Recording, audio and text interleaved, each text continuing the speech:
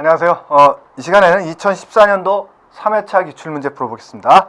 자, 1번 노동자 7명의 평균 생산량이 20단위일 때 노동자를 추가로 한 단위 더 고용하여 평균 생산량이 18단위로 감소하였다면 이때 추가로 고용된 노동자의 한계 생산량은 한계 생산량이라는 게 뭐라 그랬습니까? 노동을 한 단위 추가적으로 투입했을 때 늘어난 총 생산의 증가분이라 그랬잖아요. 근데 여기는 총 생산량이 없어요. 그럼 어떻게 되느냐 이거죠. 그래서 노동 평균 생산, 그럼 평균 생산이 나오면 총 생산도 나오죠. 그죠? 자, 지금 노동자 7명일 때 20단위래요. 7명일 때 평균이 20단위인데 그럼 8명일 때는 뭐였죠? 18이 되는 거죠. 자, 그러면 여기서는 총 생산이 140이 되는 거죠. 140을 7명이 생산했을 때 평균이 20이 되는 거니까 여러분들 이거 어떻게 계산하냐 이렇게까지 여쭤보면 안 되십니다. 이거는 여러분들 기본적으로 생각하실 수 있는 거잖아요. 그죠? 그 다음에 그러면 8명일 때 18개였으니까 그러면 총 생산은 얼마예요? 18 곱하기 8이 되는 거죠. 그럼 8, 8이 64, 144, 144가 되는 거죠. 그러면 좀 전에 말씀드렸죠. 한계 생산이라는 것은 뭐다? 노동 한 단위 추가 투입했을 때 증가하는 총 생산량이죠. 혹은 이걸 다른 말로 표현하면 총 생산의 증가분이죠. 증가분. 그러면 노동 7에서 8이라는 걸로 플러스 하나 추가했을 때 총 생산이 어떻게 증가한 거예요? 140에서 144로 4가 증가한 거죠. 그러면 한계 생산은 어떻다? 4다. 그럼 정답은 뭐다? 1번이죠. 다음 마찰적 실업을 해소하기 위한 가장 효과적인 정책은 우리 실업의 재개념할 때 여러 가지 실업에 대한 얘기들을 했었죠. 자, 간단히 다시 보면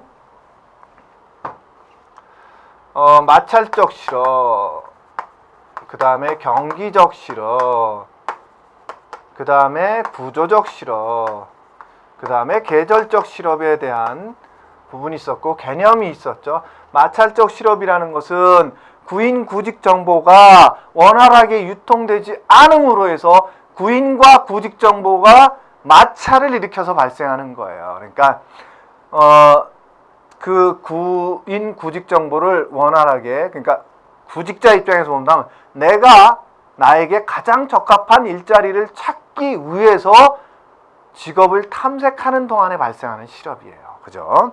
그래서 마찰적 실업에 대한 대책은 뭐가 있었죠? 구인 구직 정보에 대한 효율적 제공이라 신속한 제공, 혹은 구인 구직 전산망의 확충이라든가 이런 것들이 있었죠. 그 다음에 경기적 실업에 대한, 이게 수요 부족 실업인 거죠. 수요 부족 실업. 그래서 경기 활성화 정책이 있어야 되겠죠. 경기 활성화. 그래서 뭐 이자율을 낮춘다든가 세금을 깎아준다든가 세율을 인하한다든가 뭐 이런 것들. 그 다음에 SOC 투자라든가, 그죠? 그 다음에 공공 일자리 확대라든가 뭐 이런 것들이 필요한 거죠. 그 다음에 구조적 실업에 대해서는 직업 전환 교육,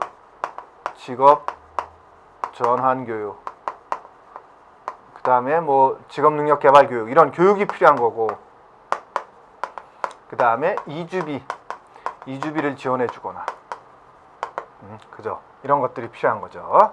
그 다음에 인력 수급 정책을 펴서 들어가지 말아야 될 사람들은 아예 그 직업이 없어지는 그런 쪽엔, 직업이나 산업이 없어지는 쪽엔 사람을 넣지 말아야 되겠죠. 그 다음에 계절적 실업. 계절적 실업에 대해서는 뭐 사계절 농법, 그래서 비닐하우스 혹은 뭐 농공단지 조성이라든가 이러한 것들이 대책이 되겠죠. 자, 그러면 이번에 정답은 뭔가요? 4번이죠. 그 다음에 3번. 노동시장의 유연성에 대한 설명과 가장 거리가 먼 것은?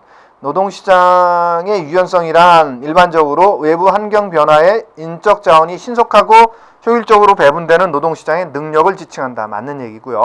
다기능공화, 배치 전환, 작업장 간 노동 이동 등을 통해 생산 과정 변화에 대한 근로자의 적응력을 높이는 것을 기능적 유연성이라 한다. 이것도 맞죠. 작업을 하청의 형태로 외부에 주거나 용역업체에 의해 노동자를 고용하는 것은 노동시장의 유연성이라고 할 수 없는 게 아니라 이것도 노동시장의 유연성이에요. 예. 외부에 일감을 주는 거죠. 내부에 사람을 많이 고용하는 것이 아니라. 그 다음에 일시 휴업이나 휴가 증가, 주휴 2일제 등 노동시장 유연성의 유형 중 하나이다. 예. 자, 주휴 2일제가 주휴일제, 주휴일제, 예, 이런 것들. 예, 요즘 오타가 좀 났네요. 그 다음에 경쟁시장에서 이윤을 극대화하는 어느 기업은 노동자에게 하루에 5만원의 임금을 지급하고 있으며 현재 14명을 고용하고 있다. 이 회사 제품 배당 100원에 팔리고 있다고 하면 14번째 노동자는 하루에 몇 개를 생산해야 하는가 라는 거죠. 그래서 사실은 이건 W는 VMPL로 계산하면 돼요. W는 VMPL로 계산하면 된다. W는 뭐다? P 곱하기 MPL이잖아요. 그럴 때 MPL을 구하라는 거예요. 그러면 W는 지금 얼마예요? 5만원이죠. 5만원. 그 다음에 P는 얼마예요? 예, 100원이죠. 예, 100원. 그러면 자, 이 공식을 MPL은 뭐예요? P분의 W가 되는 거죠. MPL. 그럼 뭐예요? 예, 100분의 5만이 되는 거죠. 그러면 500개네요. 네. 한개 생산량을 구하라는 거예요. 자, 그 다음에 5번. 종업원의 의사결정 참여가 가장 적극적인 기업 형태는 뭐겠습니까? 여러분들 생각해 보세요. 전문 경영인을 기업 경영시킨다. 그러니까 한 사람만이 하는 거죠. 그리고 전문 경영인은 뭐 종업원이라고 할 수 없겠죠. 그 다음에 종업원 주식 소유 기업. 예, 이것도 굉장히 적극적으로 그 의사결정에 참여할 수 있는 구조인 거죠. 그 다음에 전통적 투자자 소유 기업은 뭐 의사결정이 종업원이 별로 참여하지 않죠. 가장 적극적인 거는 생산자 협동조합이에요. 그 생산자들이 본인이 만들어서 협동조합, 그러니까 그 구성원 자체가 협동조합으로 이루어진 거예요. 조합원들로 이루어졌죠. 그러다 보니까 어떻게 해요? 자기의 의사를 개진함으로 해서 그 협동조합 자체가 어떻게 굴러가는지, 그래서 의결권을 행사하잖아요. 뭐 종업원 주식 소유 기업도 종업원들이 뭐 참여 안 하면 뭐 그냥 한두 주 갖고 있어서 별로 의사결정에 참여 안 할 수도 있잖아요. 근데 생산자 협동조합은 모든 조합원들이 있는 상태에서 의사결정을 한단 말이에요. 그래서 1번 생산자 협동조합이 가장 적극적인 의사결정 참여 기업이라고 볼 수 있습니다. 그 다음에 6번 근로기준법상 경영상 이유에 의한 해고, 탄력적 근로시간제 등의 조항이 등장하고 파견 근로자 보호 등의 법률이 제정된 이유로 가장 타당한 것은? 획일화되는 사회에 적응하기 위한 것이 아니라 노동조합의 전투성을 진정시키기 위한 것도 아니고요. 외부자보다는 내부자를 보호하기 위한 것도 아니고, 4번이죠. 결국 우리 문제 3번에 나왔던 것처럼 노동시장 유연성을 확보하기 위해서인 거예요. 불확실한 시장 상황에 기업이 신속하게 대응할 수 있도록 하기 위한 게 정리해고라든가 혹은 탄력 근로시간제라든가 파견제법이라든가 이런 것들은 다 노동시장 유연화를 위해서 만들어진 거라고 생각하시면 될 것 같습니다. 그 다음에 7번 다음의 협상을 설명하는 개념은 경제 성장과 더불어 시간의 근무 수당이 증가함에도 불구하고 근로자들이 휴일 근로나 잔업 처리 등을 기피하는 현상이 일어나고 있다. 예. 후방 굴절형 노동 공급선이에요. 자.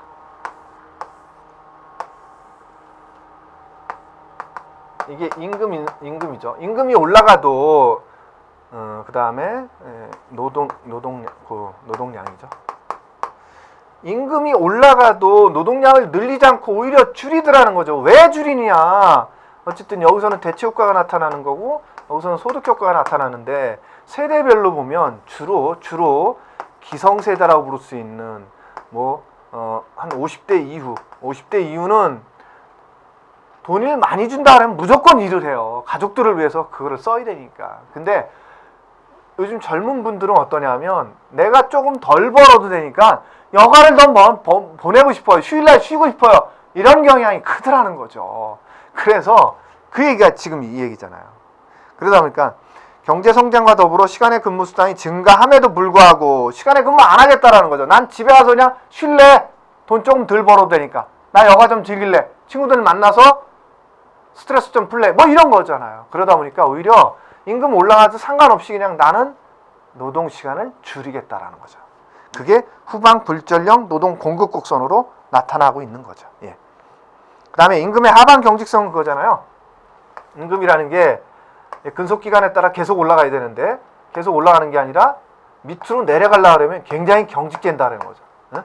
임금 깎는 걸 굉장히 싫어한다 이렇게 표현해도 돼요. 예, 그게 임금의 하방 경직성이고 그 다음에 나머지는 크게 문제될 게 없네요. 그 다음에 8번 최저임금제 기대효과가 가장 거리가 먼 것은 산업 간 직업 간 임금격차 해소해주죠. 경기 활성화에 기여해주고 산업구조 고도화에 기여하고 청소년 취업을 촉진하는 것이 아니라 오히려 실업을 증가시키는 고용량을 감소시키죠. 미숙련자, 청소년 혹은 신규 입직자 혹은 고령자 여성 이런 사람들의 경력 단절 여성 이런 사람들의 오히려 고용을 감소시키죠. 예. 그래서 4번이 잘못됐고요. 9번 비경제활동 인구에 포함되지 않는 사람은 비경제활동 인구. 제가 비경제활동 인구 트리 하면서 몇 번 말씀드렸었죠. 그래서 인구는 15세 이상 인구와 15세 미만 인구 비노동 인구죠. 이건 노동 가능 인구, 노동 가능 인구, 생산 가능 인구. 그죠? 그다음에 경제 활동 인구, 비경제 활동 인구. 경제 활동 인구는 취업자와 실업자로 나눠진다. 비경제 활동 인구 대표적인 게 전업주부. 그죠? 두 번째 전업 학생. 그다음에 구직 단념자. 백수죠, 백수. 그 다음에 취준생, 취업준비생. 취업준비생도 여기에 속해요. 구직활동을 지금 하고 있는 게 아니잖아. 그냥 준비하고 있는 거잖아. 지금 나가서 이력서 내고 다니는 활동 안 하는 게 아니잖아. 그게 구직활동이란 말이에요. 그렇지 않은 사람들은 취업준비생이라고 부르는 거죠. 이 사람들도 비경제활동인구에 속합니다. 자, 그럼 볼까요?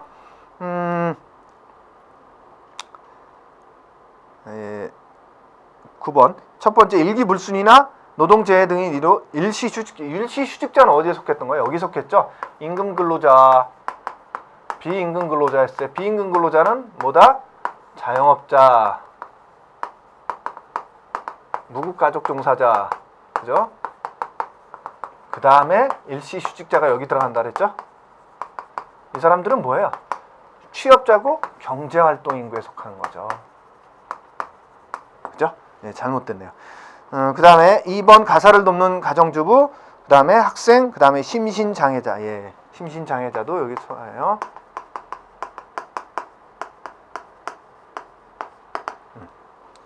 그 다음에 10번 우리나라 기업의 노사협의회에서 다루고 있지 않은 사항은 생산성 향상과 성과 배분, 근로자의 채용과 배치, 교육훈련, 그 다음에 안전보건 그 밖에 작업환경 개선과 근로자의 건강 증진은 다루는데 임금 및 근로조건의 교섭은 노사협의회에서 다루는 게 아닙니다. 노조에서 단체 교섭을 요구할 때 다루겠죠. 예. 이게 좀 어찌 보면 어려울 수 있는 문제네요. 그 다음에 11번 임금에 대한 설명으로 틀린 것은 실질 임금은 명목 임금을 물가 수준으로 나눈 것이다. 맞죠?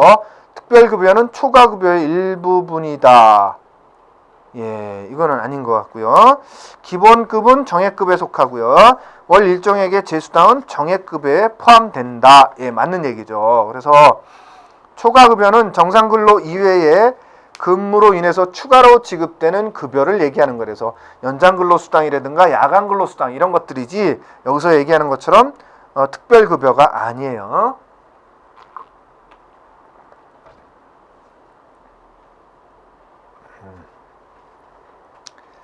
그 다음에 시장경제를 채택하고 있는 국가의 노동시장에서 직종별 임금격차가 존재하는 이유와 가장 거리가 먼 것은 직종에 따라 근로환경의 차이가 존재하기 때문이다. 직종에 따라 노동조합 조직률의 차이가 존재하기 때문이다.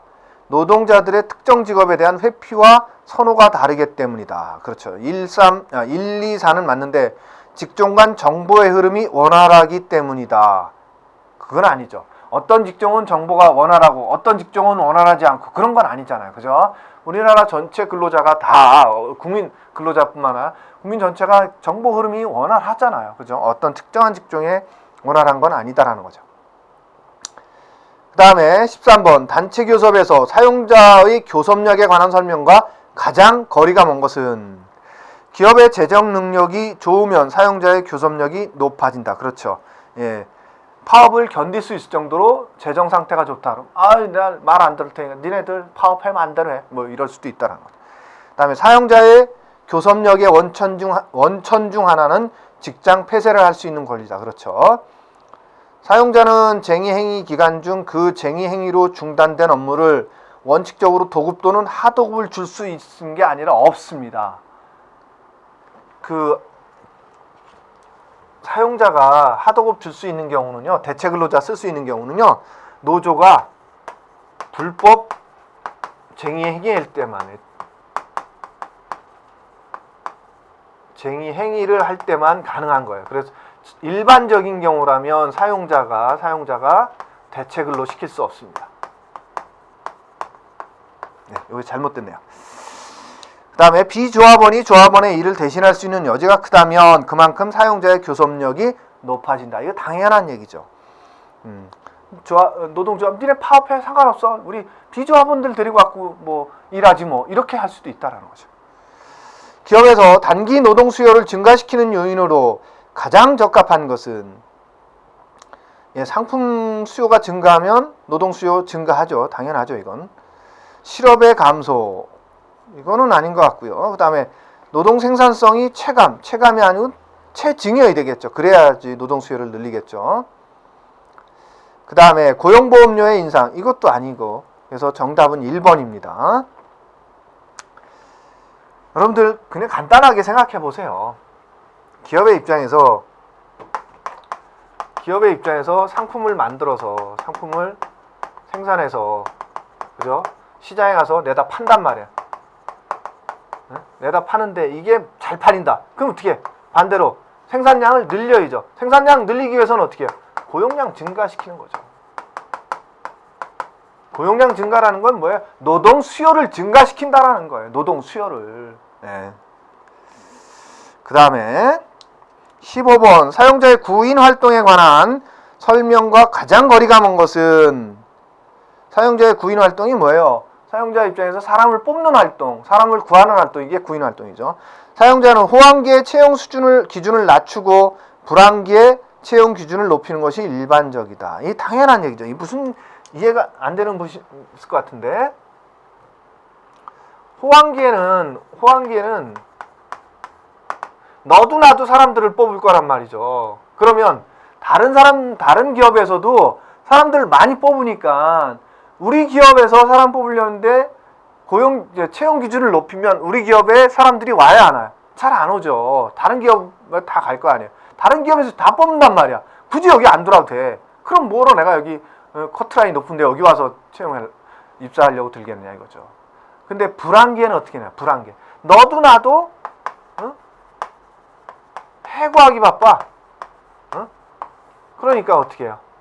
채용 기준을 높여도 일하겠다는 사람들이 막 달려들겠죠. 해고자 많으니까. 그죠? 그런 거죠. 그 다음에 고임금 정책은 사용자의 비용을 줄이는 데 도움이 되지 않는다. 반대 얘기죠. 고임금 정책은 뭐예요? 효율임금 정책이 그런 거죠. 효율임금 정책. 고임금을 준다 그러면 어떻게 해요? 지원자들이 몰리는 거죠. 지원자들이 몰려서 경쟁률이 치열해지는 거죠.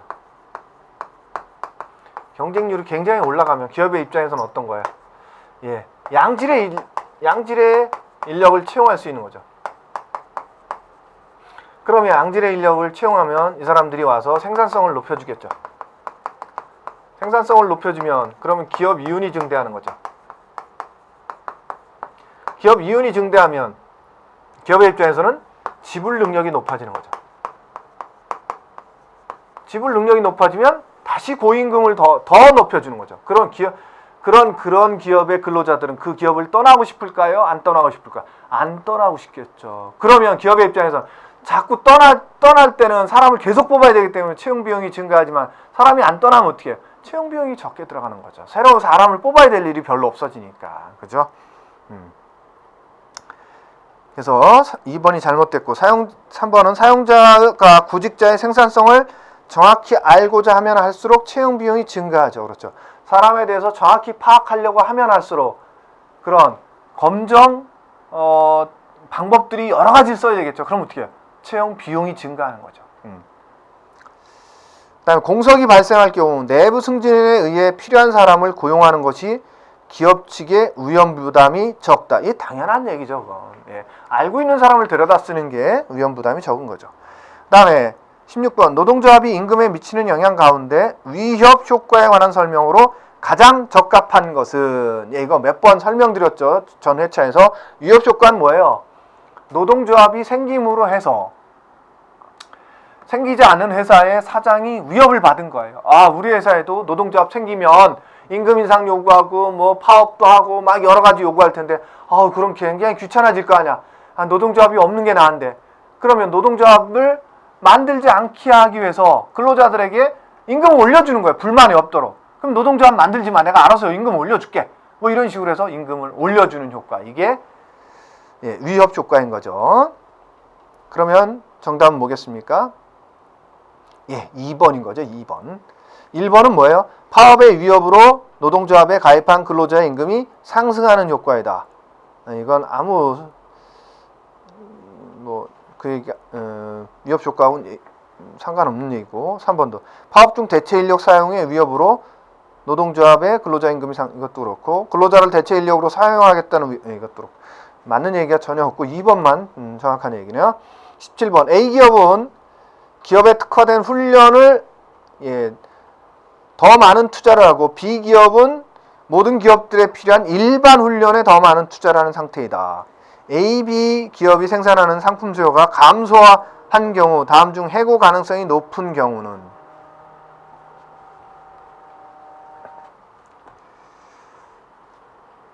A기업은 특수교육을 많이 시켰고 A기업에 맞는, B기업은 그냥 일반 교육을 시켰다라는 거죠.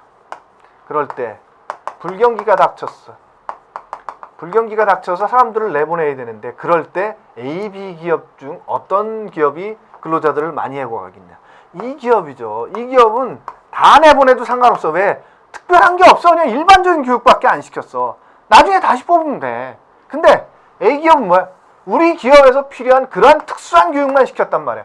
이 사람들이 나가면 다른 데 가서 그걸 전파할 수도 있고, 또 나중에 새롭게 사람이 필요해서 또 뽑아야 또 교육을 시켜야 돼. 그럼 비용이 많이 들어가는 거죠. 그래서 기업 특수적 인적 자원을 많이 가진 사람일수록 해고율도 낮아집니다. 그럼 어떻게 된 거예요? 정답은 2번인 거죠. 다음에 경제활동 참여와 관련하여 옳은 것은 실업자는 비경제활동 인구다. 틀리죠. 경제활동 인구죠. 다음에 경제활동 참가율은 전체 인구 중 경제활동에 참여하는 사람들의 비율이다. 아니죠. 경제활동 참가율은 노동 가능 인구분의 경제활동 참가 인구의 비율이죠. 그다음에 실업률은 경제활동 참가자 중에서 실업자가 차지하는 비율이다. 그렇죠. 이건 맞는 얘기고, 생산 가능 인구는 전체 인구 중에 비경제활동 인구를 제외한 나머지 사람들이 아니로, 생산 가능 인구는 그죠. 15세 미만 인구를 제외한 인구가 되는 거죠. 그 다음에 노동조합의 쟁의수단이 아닌 것은 파업, 시위, 불매운동 이런 것들은 노조가 할 수 있는 건데, 공장 폐쇄는 뭐예요? 직장 폐쇄는 사용자가 쓸 수 있는 수단입니다. 그 다음에 20번 성과급 제도의 장점으로 옳은 것은 근로자의 능률을 자극할 수 있는 거죠. 직원 간 화합이 용이하다? 이거 아니죠. 고정급제로 갔을 때, 연공제로 갔을 때 맞겠죠. 그 다음에 임금 계산이 간단하다? 이것도 아니고요. 확정적 임금이 보장된다? 이것도 아니에요. 확정적 임금은 시간급제나 이런 혹은 연공급제 이런 제가 맞는 얘기겠죠. 그래서 20번의 정답은 2번입니다. 자, 이렇게 해서 2014년도 3회차 기출문제도 모두 풀어봤습니다. 여러분들 수고 많으셨습니다.